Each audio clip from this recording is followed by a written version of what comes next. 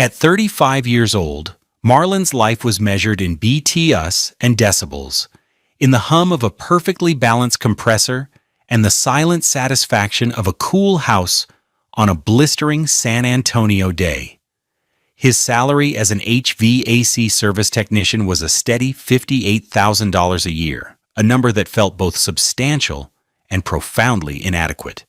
It was a good, honest living earned with calloused hands and a deep knowledge of machinery that most people took for granted. But it was not a number that stretched easily to cover the life his wife, Brianna, felt they deserved. On this particular Tuesday evening, at exactly 6:30 p.m., the inadequacy of that number felt sharper than ever. He walked into their small, neat house in Alta Vista, a home he'd poured every spare dollar and weekend into since they'd bought it for $225,000 3 years ago. The air inside was cool, a testament to his own handiwork on their 10-year-old Carrier unit. The scent of his day clung to him, a faint metallic tang of refrigerant oil and the honest smell of sweat from working in a cramped, 130-degree attic on the north side. He was tired, but it was a familiar, satisfying exhaustion. He looked forward to a hot shower, a simple dinner, and the quiet comfort of being home. Brianna was standing at the kitchen counter, a vision of effortless perfection that stood in stark contrast to his own worn state. Her deep brown skin was luminous under the track lighting he'd installed last fall. Her hair was styled in a cascade of elegant, intricate twists, a bi-monthly appointment that cost a non-negotiable $200. She was wearing a deep blue silk dress, a $350 piece of clothing he knew for a fact he hadn't purchased. She didn't look up from her phone when he entered, her thumb scrolling with a focused intensity. "Hey," Marlon said, his voice raspy from the day's heat and dust. She finally glanced up, her smile practiced and brief, not quite reaching the cool depths of her eyes. "Oh, hey, listen, Marlon, don't make dinner for me tonight." He paused, his hand halfway to loosening his work boots. That was unusual. He was always the one who cooked. It was part of their rhythm, one of the many acts of service that formed the foundation of his love for her. "Oh yeah? Big plans?" he asked, trying to keep his tone light. "I'm going out," she said, her attention already drifting back to the glowing screen of her iPhone 13, a $900 device he was still paying off on their shared family plan. He waited for the rest of the sentence, for the details that were normally offered freely. A girls' night with her friends from the insurance agency where she worked as a receptionist. A happy hour. Something. The silence stretched, filled only by the low hum of the refrigerator. He finally had to ask, "With who?" Brianna sighed, a small, impatient sound, as if his question were an inconvenience. She set the phone face down on the granite countertop, a $4,000 upgrade she had insisted on, financed over 12 months. "My ex is taking me out," she said, the words delivered with a chilling casualness. "Demarius, we're just catching up. It's no big deal." She looked at him directly then, her expression a careful blank. "So just stay home tonight, okay?" The words landed in the quiet kitchen with the force of a physical blow. Stay home. It wasn't a request, it was a command, a dismissal.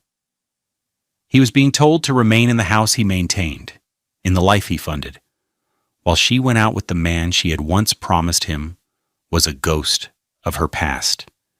In that single, devastating moment, the slow, creeping dread that had been coiling in his gut for months suddenly had a name and a destination. And he knew, with a certainty that was as cold and hard as steel, that he would not be staying home. He had no idea the path he was about to walk would lead to the complete demolition of his world, but also to the blueprint for a new one. What does a man do when he discovers the foundation of his life is a lie? He has two choices: let it crumble on top of him, or pick up a sledgehammer and begin the demolition himself. The facade of their life had been built with Marlon's hands and financed by his sweat. The house on a quiet street in Alta Vista was their biggest accomplishment. It wasn't grand, but it was theirs. A 1,400 square foot, 3-bedroom bungalow with a porch he'd re-screened himself and a backyard that was mostly crabgrass and hope. He remembered the day they closed, the sheer terror and pride of signing the papers for the $210,000 mortgage. Brianna had cried, her tears staining the collar of his best shirt. "We did it, baby," she'd whispered. "Our forever home." He had believed her. He'd poured his soul into that house. He spent a weekend replacing a leaky P-trap under the guest bathroom sink, saving them a $300 plumber's bill. He'd learned how to tile a backsplash from YouTube videos, spending $450 on materials for the kitchen instead of the $2,000 a contractor had quoted. Every squeaky floorboard he fixed, every wall he painted, was a verse in a love song dedicated to her, and the future he thought they were building together. Their life ran on a budget he tracked meticulously in a worn notebook. His $58,000 salary, after taxes, broke down to about $3,600 a month. The mortgage was $1,450. The bill for her 2020 Nissan Rogue, a $26,000 vehicle she'd wanted for its safety and style, was $420 a month. His own car, a reliable 2018 Honda Civic with 87,000 miles on it that he'd bought used for $17,500, was paid off. Utilities, groceries at H-E-B that ran about $150 a week, her phone, her hair, her clothes, it all added up. There was rarely more than a few $100s left at the end of the month, which he would diligently transfer to a savings account that now held a modest $12,750. That was their emergency fund, their dream of a vacation to Jamaica, their entire safety net. He showed his love not with grand gestures they couldn't afford, but in the quiet consistency of his care. He was the one who woke up first, brewing a pot of coffee and leaving a cup on her nightstand before he left for the depot at 6 a.m. He was the one who made sure the oil in her Rogue was changed every 5,000 miles and that her tires were properly inflated. He'd spent an entire Saturday, his one day off, detailing her car until it shone like new, the scent of wax and tire shine a small offering of his affection. Brianna's love was expressed differently. It was in the way she'd organize their closet, or the way she'd praise him in front of her family. "Marlon can fix anything," she'd say proudly, and his chest would swell. She worked as a receptionist at a large downtown insurance firm, a world of glass towers and expensive suits that was miles away from his reality of crawl spaces and condenser units.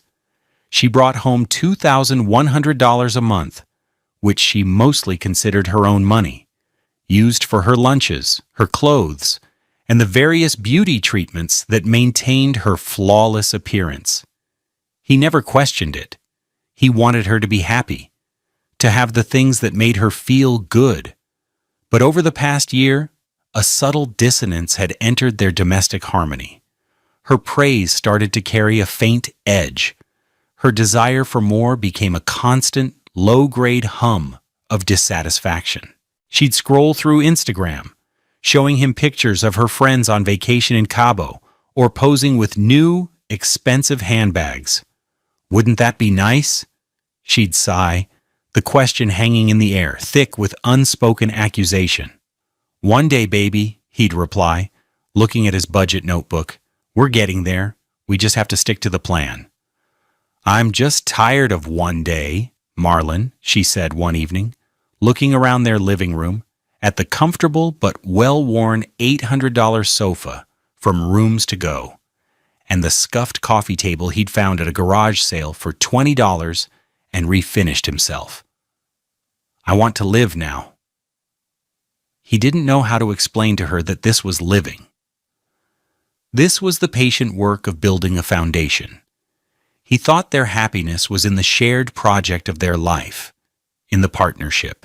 He was beginning to realize that for Brianna, happiness was a destination with a price tag, and he was simply the vehicle she expected to get her there, a vehicle that was proving to be too slow and too practical for her taste.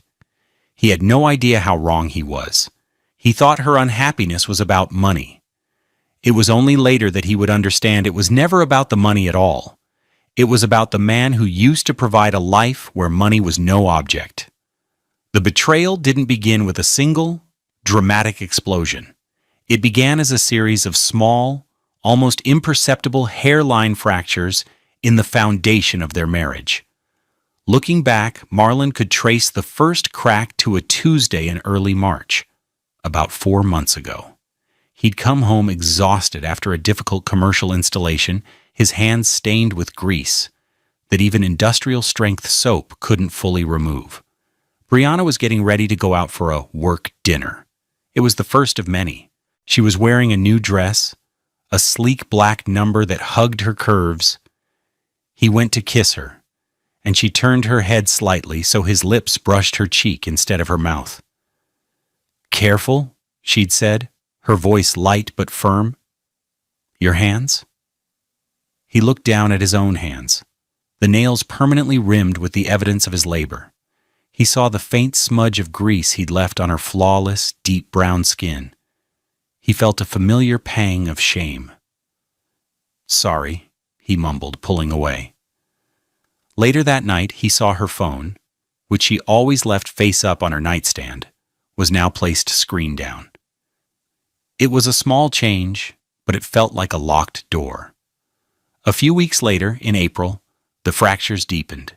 She came home one evening smelling of a new perfume, something floral and expensive. He recognized it as a scent she'd pointed out once at a department store, a bottle of Chanel that cost over $150. "Wow, you smell nice," he said.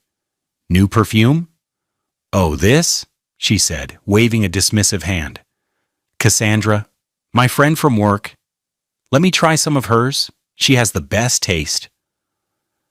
She spoke of Cassandra often now. Cassandra, who was supposedly single and living a fabulous life. Cassandra, who was always convincing Brianna to go out for drinks or dinner. Marlon had never met this Cassandra. That same month, he was reconciling their credit card statement, a monthly ritual of his.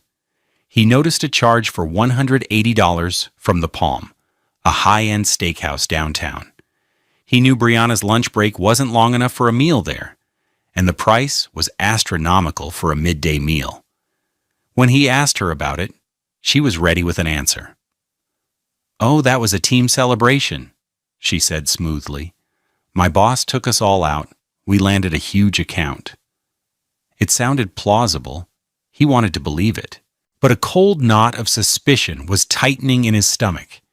He remembered that her ex-boyfriend, Demarius, a man who worked in finance and lived a life of expense accounts and luxury, had always loved the Palm. He pushed the thought away. It felt too ugly, too disloyal. By May, the fractures were turning into visible cracks. The argument started small at first, then escalating. They were almost always about money and time. He picked up an extra shift on a Saturday to help pay for an unexpected $600 car repair for her Rogue. He came home, proud of the extra income, only to be met with a cold silence. "Another Saturday gone," she said, not looking at him from the sofa where she was watching some reality show about wealthy housewives. "We never do anything, Marlon. We just work and stay home." "I'm doing this for us," he said, his voice laced with an exhaustion that went deeper than his job. "That repair wasn't in the budget. Maybe if you had a better job, we wouldn't have to worry about a budget," she snapped. The cruelty of the remark silenced him. It was the first time she had ever thrown his job, his livelihood, in his face. The thing he took pride in, the skill that kept their lights on and a roof over their heads, was suddenly a source of her shame. "Demarius never had to worry about a budget," she added. the name dropping into the conversation like a stone. He flinched. This isn't about Demarius, Brianna. That was years ago. Was it? She asked, her voice soft and dangerous. Sometimes it doesn't feel like it. The final, undeniable crack appeared a week later. He was taking out the trash, and a receipt fell from the pocket of a jacket she'd worn the night before. It was from the lobby bar at the Hilton Palacio del Rio, dated the previous evening, time-stamped at 8:47 p.m., 2 cocktails, a dirty martini, and an old-fashioned, totaling $48 plus tip. He knew she'd told him she was working late. He confronted her that night, his heart hammering against his ribs. He held up the small piece of paper. "You told me you were at the office," he said, his voice trembling slightly. Her reaction was not one of guilt or apology. It was pure, unadulterated rage. "Are you going through my pockets now? Are you checking up on me?" she yelled, her voice rising. "I was with Cassandra. We went for one drink after a horrible day. My God, Marlon, you are so suffocating. I can't have friends. I can't have a life outside of this house." She stormed out of the room, slamming the bedroom door behind her. He stood alone in the kitchen, the receipt clutched in his hand. The lie was so blatant, so furious, that it had the opposite of its intended effect. It didn't reassure him. It confirmed everything. Cassandra wasn't real. The work dinners weren't real. The team celebrations weren't real. The only thing that was real was the sickening realization that his wife was lying to his face, and the man she was lying for was almost certainly Demarius. The house he had built with his own 2 hands suddenly felt like a prison, and he was the only inmate who didn't know the warden was sleeping with the enemy. The argument over the Hilton receipt was the breaking point. The sheer force of her defensive anger was more damning than any confession. That night, Marlon didn't sleep. He lay in their bed, feeling the gulf between him and the woman sleeping soundly beside him, a woman who had become a stranger. The smell of her expensive, unfamiliar perfume filled the room, and he felt a profound sense of loneliness. Around 3 a.m., he slipped out of bed and went to his small home office, a converted closet, where he kept his work computer and their financial records. With a sense of dread, he logged into their shared mobile phone account, an act that felt like a gross violation of a trust he now realized had already been broken. He pulled up the call and text logs for Brianna's number. His eyes scanned the records for the past 3 months. There it was. One number, appearing over and over again. Dozens of calls, hundreds of texts, often late at night or during the day when she was supposedly at work. His hands were shaking as he typed the number into a search engine. The result came back instantly. Demarius Thorne, Vice President of Acquisitions at a private equity firm downtown. The screen blurred, the air left his lungs. It was one thing to suspect, to feel the cold knot of dread in your stomach. It was another thing to see it, in black and white, laid out in call logs and data points. The betrayal was no longer a phantom. It was a documented fact. He felt a wave of nausea, followed by an unnerving, icy calm.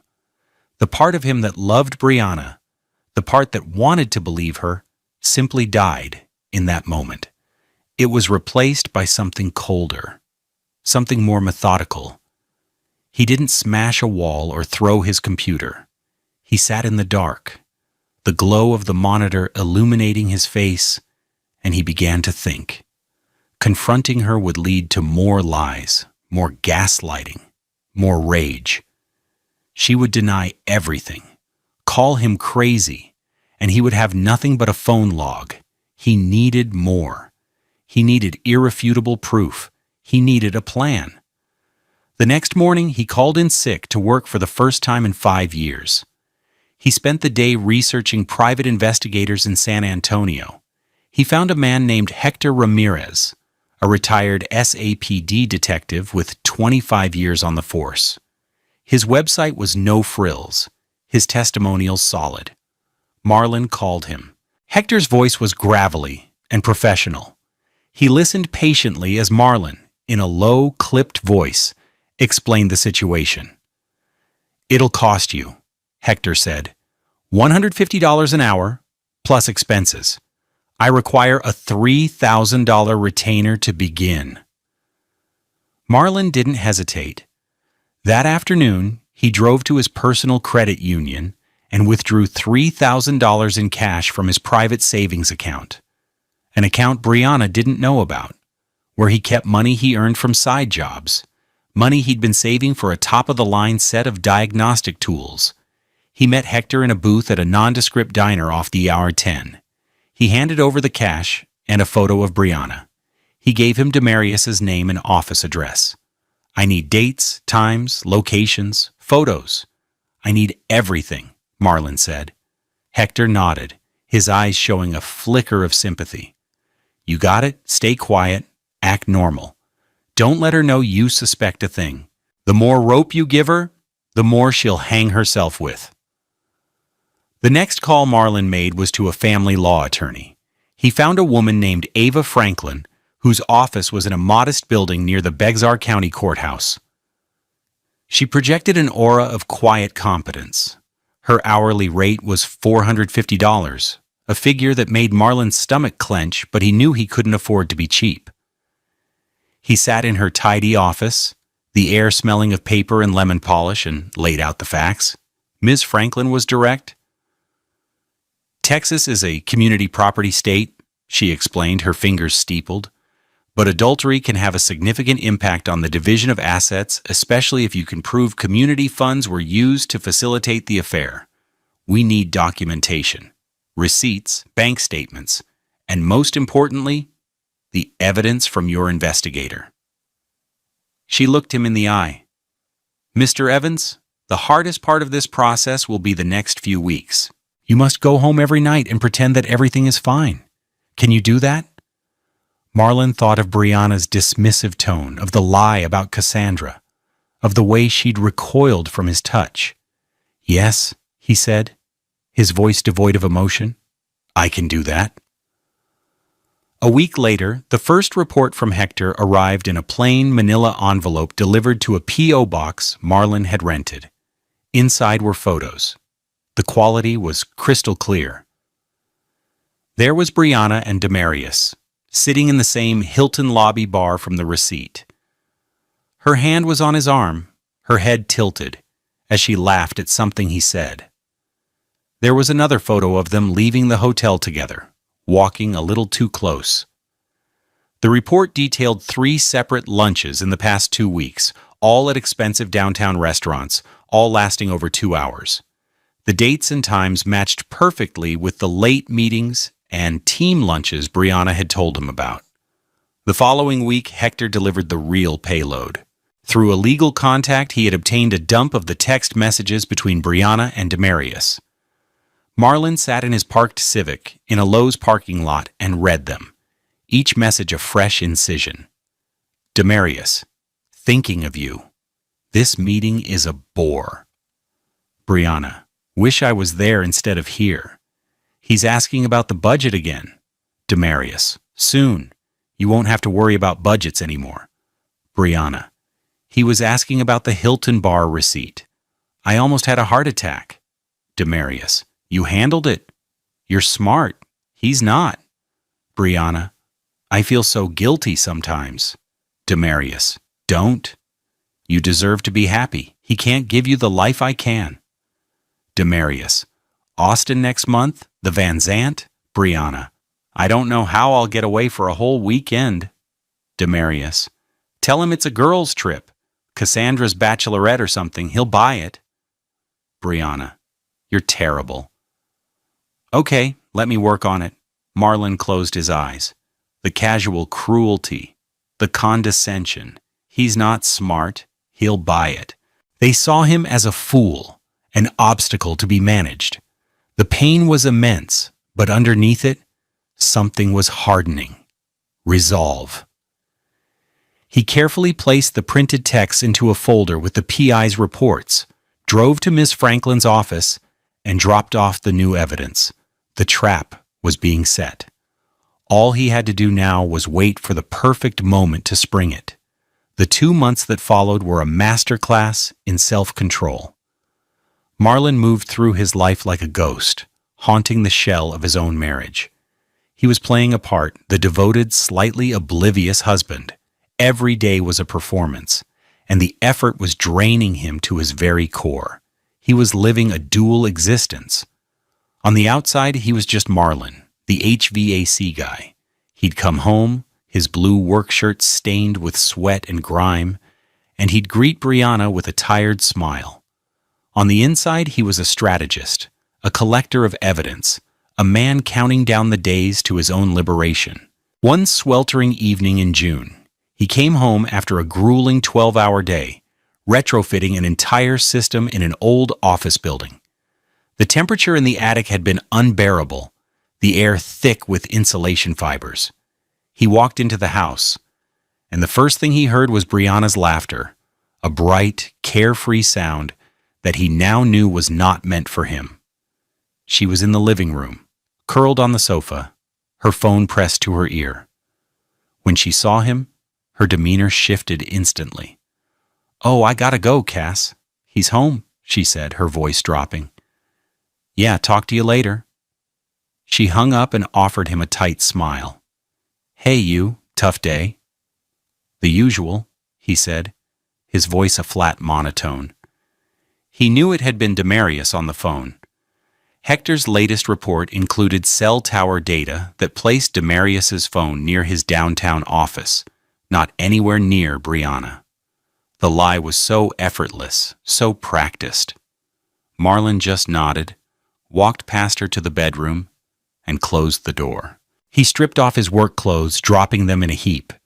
In the shower, he leaned his head against the cool tile, letting the hot water sluice over him, washing away the dirt of the day, but doing nothing to clean the filth he felt inside. He was becoming an expert at feeling nothing. The ultimate test of his resolve came in early July. It was a Friday morning. Brianna approached him while he was drinking his coffee, her expression a careful mix of excitement and apology. "So, baby," she began, "Cassandra's bachelorette party is in 2 weeks. It's a whole weekend thing in Austin. I know it's a lot, but I'd really love to go. All the girls will be there." Marlon already knew about the trip. Hector had sent him a confirmation 2 days prior, a reservation for a king suite at the upscale Hotel Van Zandt in Austin, booked under Demarius Thorne's name for that exact weekend. The PI had even noted that Demarius had requested a bottle of Veuve Clicquot champagne, a $150 add-on, be waiting in the room. "Yeah?" Marlon said, looking at her over the rim of his mug. "Sounds fun. How much do you think it'll cost?" "Well, we're all chipping in for the hotel and activities," she said, avoiding his gaze.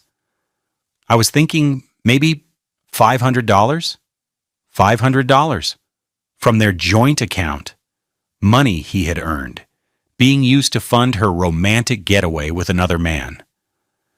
The audacity of it was breathtaking. For a fleeting second, he wanted to throw the coffee mug against the wall. He wanted to scream, to show her the reservation confirmation on his phone, to watch her perfect facade crumble. But he didn't. He thought of Ms. Franklin's advice. Act normal. He took a slow sip of his coffee, then set the mug down. He pulled out his phone, opened their banking app, and transferred $500 from their savings to their checking account. "Okay," he said, his voice impossibly calm. "There you go. Have fun, baby. Be safe." "Thank you," she squealed, throwing her arms around him. "You're the best husband ever." Her hug felt like a betrayal, her words a bitter poison. He just stood there, his arms limp at his sides, until she pulled away. He felt like an actor in a particularly cruel play, and he was getting tired of his role. The performance extended to their social life. They went to a family barbecue at his aunt's house. His Auntie May, a woman with sharp eyes and a warm heart, pulled him aside while he was manning the grill. "Y'all doing okay, baby?" she asked, her voice low. "You seem quiet these days. Got the weight of the world on your shoulders?"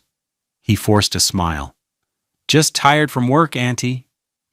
Busy season." He looked across the yard, at the green expanse of her well-tended lawn. Brianna was standing with her cousins, radiant in a yellow sundress, laughing as she typed furiously on her phone. He knew she was texting Demarius, making their plans, living a secret life right out in the open. Everyone there saw a beautiful, happy couple, his own family. The isolation was a physical weight pressing down on him. He felt utterly and completely alone in a crowd of people who loved him. That night, he made a promise to himself. It would be the last family gathering he ever attended with her. The end was coming. He just had to endure a little longer. Tuesday, 6:30 p.m. The scene that Marlon had been rehearsing in his mind for weeks finally began. He walked in, carrying the scent of his labor like a shroud. And there she was. Not in her usual lounge clothes, but dressed for an occasion. The deep blue silk dress he'd never seen before, which he now knew was a gift from Demarius. The flawless makeup, the intricate twists in her hair, freshly done at the salon for $200, an expense she'd claimed was for a work headshot. Every detail was a piece of the mosaic of her deceit.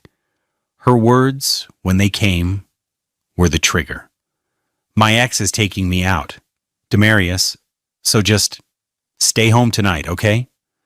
In that moment, a profound and chilling calm settled over Marlon. The anger, the pain, the humiliation that had been his constant companions for months simply evaporated, replaced by a singular, cold purpose. This was it. The moment she had handed him. On a silver platter. She had grown so bold, so confident in his ignorance, that she didn't even bother with a lie anymore. She told him the truth, believing he was too weak, too beaten down to do anything about it. She had made a critical mistake. "Okay," he said, his voice even. "Have a good time." He watched her grab her purse, a $1,200 Tory Burch bag that had been a gift from her parents, and walk out the door without a backward glance. The click of the lock echoed in the silent house. Marlon didn't rage. He didn't break anything.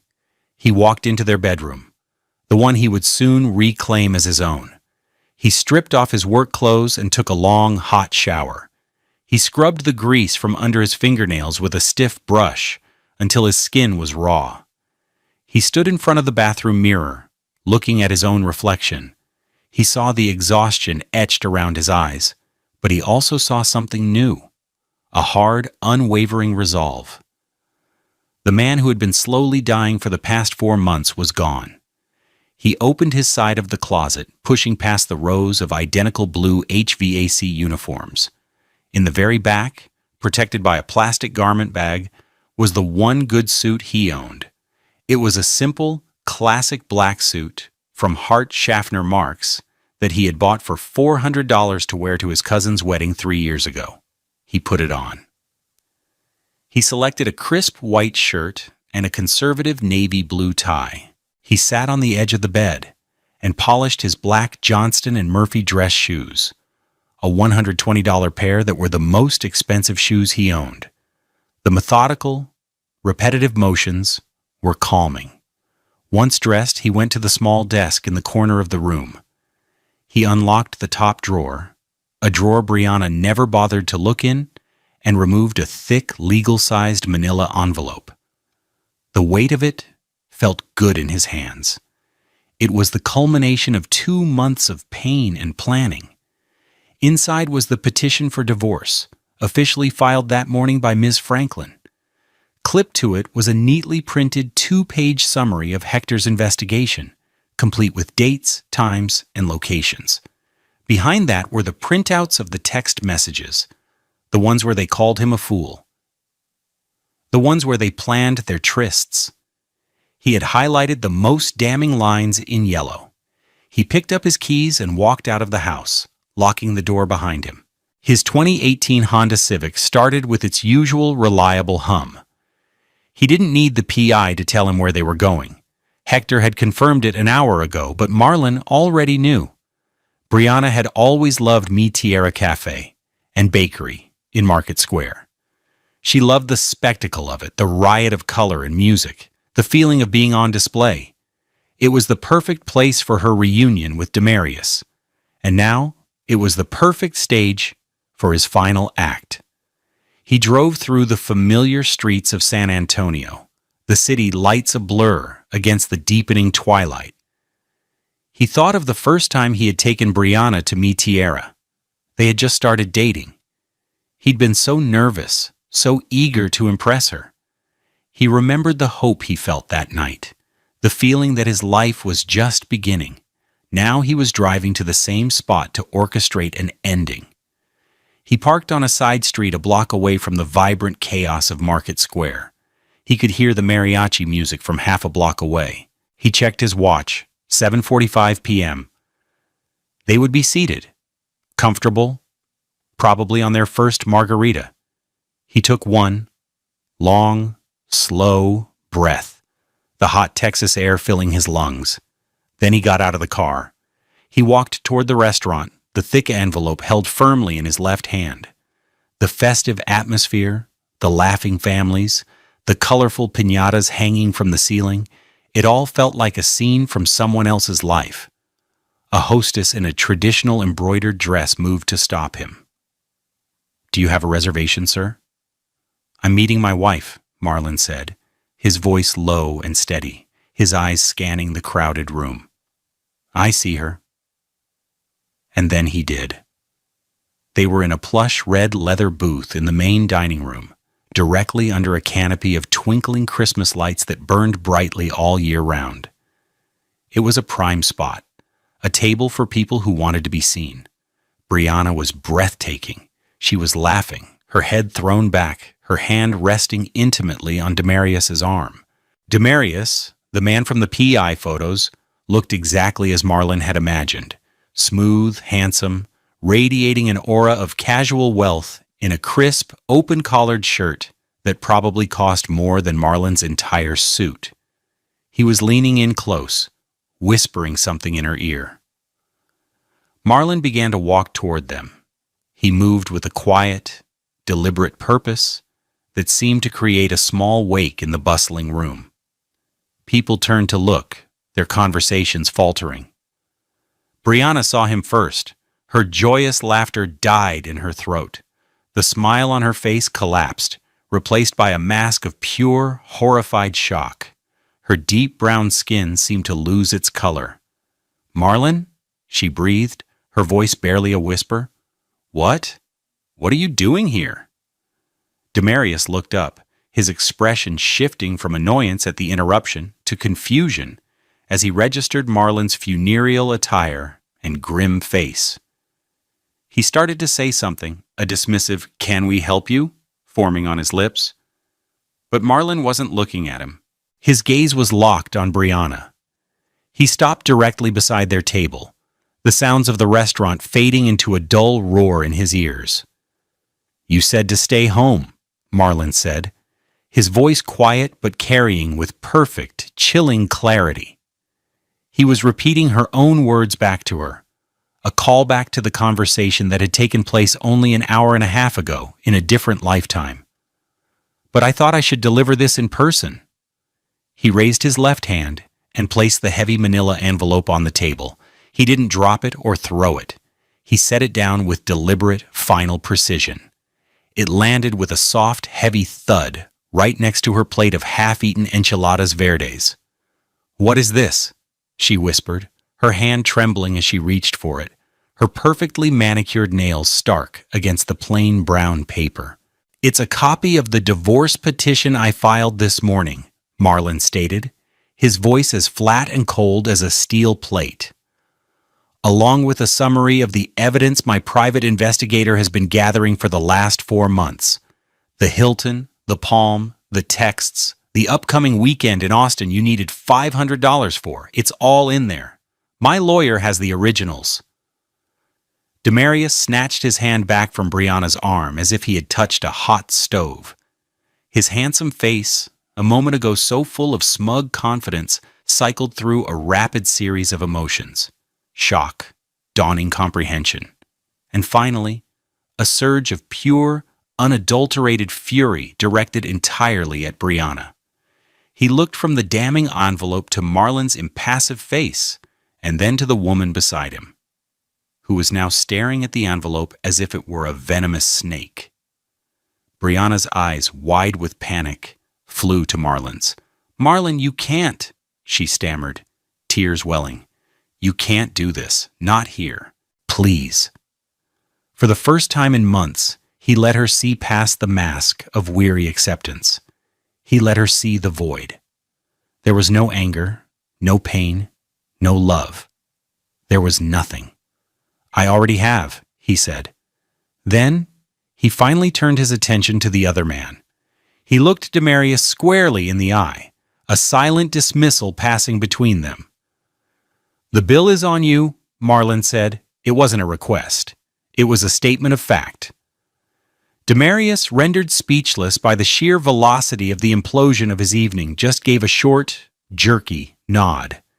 He reached into his pocket, pulled out a wad of cash, and threw 3 $100 bills onto the table.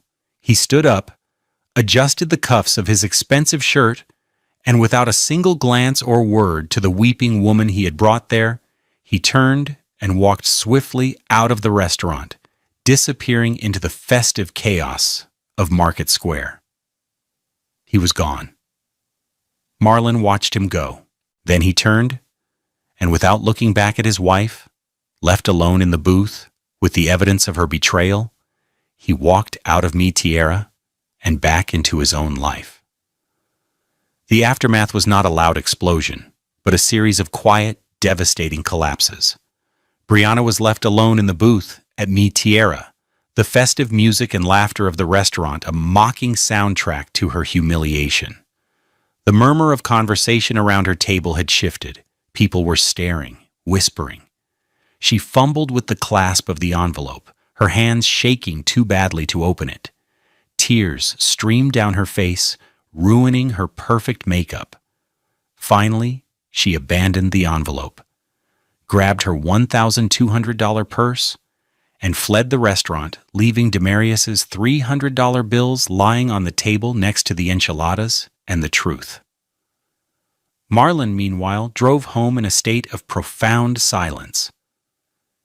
His phone, which he had placed on the passenger seat, remained dark. He had turned it off before walking into the restaurant. When he got home, he locked the door, went to his office, and turned it back on. It immediately lit up with a storm of notifications. He ignored the texts and looked at the voicemail log. There were 7 missed calls, all from Brianna.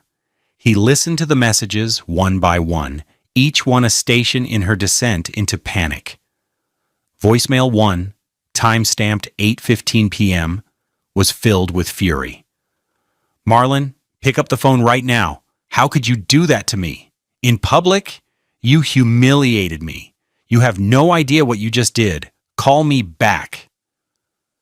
Her voice was sharp, indignant. Voicemail 2, from 8:22 p.m., shifted to justification.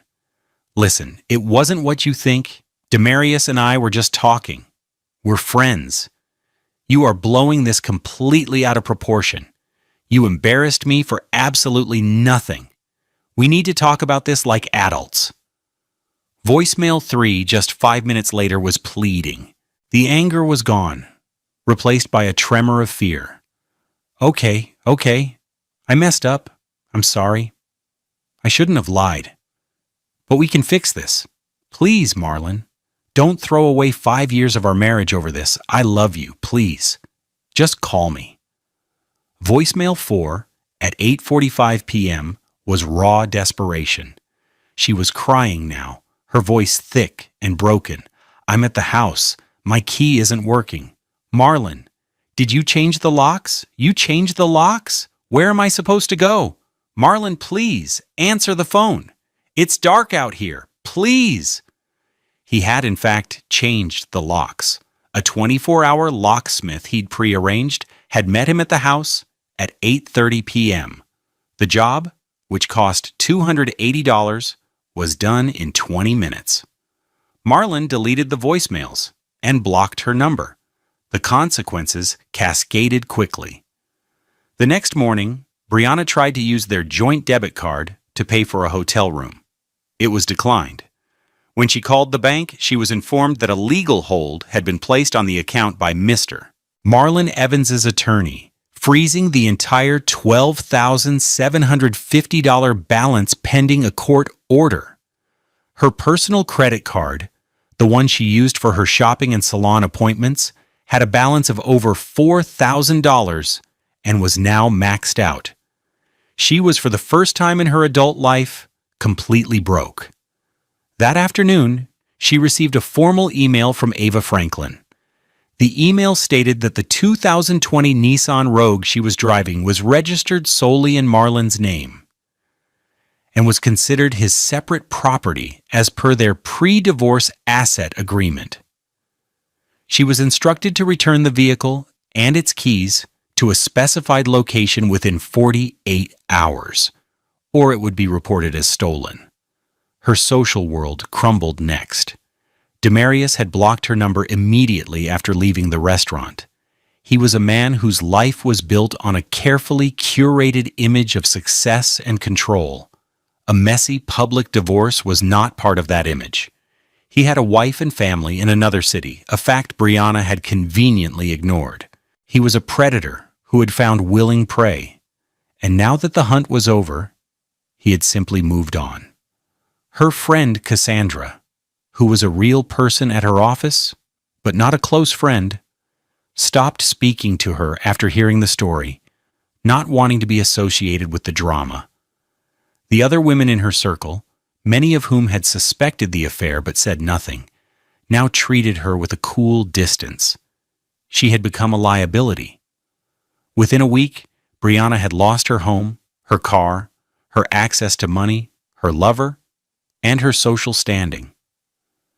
Humiliated and with nowhere else to go, she had to make a call she hadn't made in years.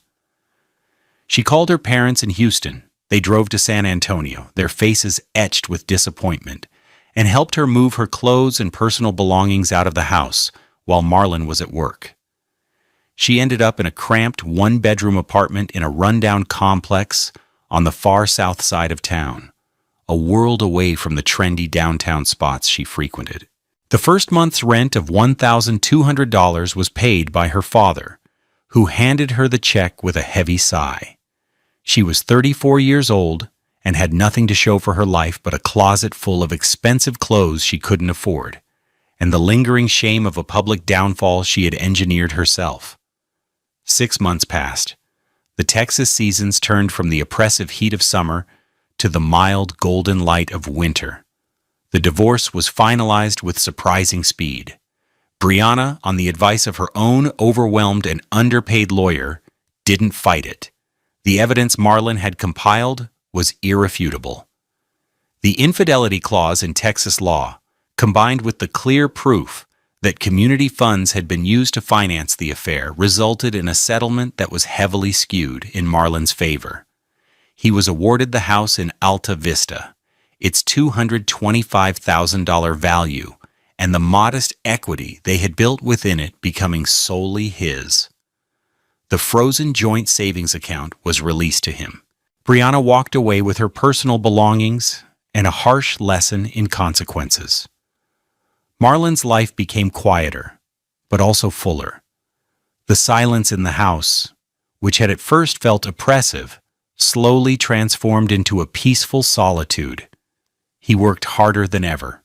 He took his boss up on an old offer to take on commercial contracts, working evenings and weekends to service the HVAC systems of office buildings and restaurants. His income jumped from $58,000 to nearly $75,000 a year. He used the extra money to aggressively pay down the mortgage and to build back his savings. The house was his sanctuary, a place he was reclaiming one project at a time. He painted the bedroom a calm, neutral gray, erasing the memory of her perfume. He converted the second bedroom into a proper home office, where he began studying for the exams to get his master HVAC license. His dream was no longer about affording a vacation to Jamaica. It was about one day starting his own business, Evans Mechanical. It was a Sunday morning in late January. The sun was bright but gentle, casting long shadows across the street. Marlon got into his faithful Honda Civic, the interior clean and smelling of nothing but the faint scent of the air freshener hanging from the rearview mirror. He drove not to a tourist trap like Mi Tierra, but to a small, family-owned taqueria in his neighborhood called Ray's Drive-In.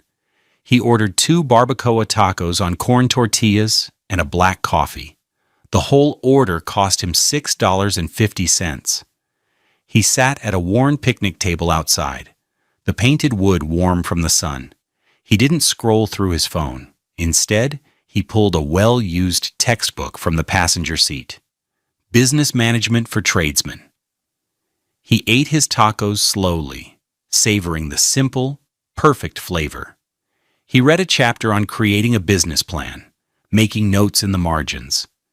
He felt a sense of contentment that was deeper and more authentic than any happiness he had ever experienced with Brianna. It wasn't a thrilling, heart-pounding joy, but a steady, quiet peace. He learned that the life he thought he wanted, the life of keeping up with someone else's desires, was a prison built of brand names and price tags. He had spent years working himself to the bone to fund a $350 dress for a woman who despised the grease on his hands, to pay for a $26,000 car for a woman who was driving it to meet another man. He realized true wealth wasn't in a flashy car or an expensive dinner.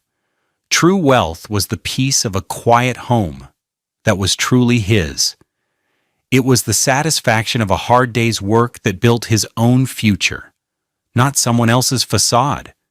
It was the unshakable dignity of self-respect.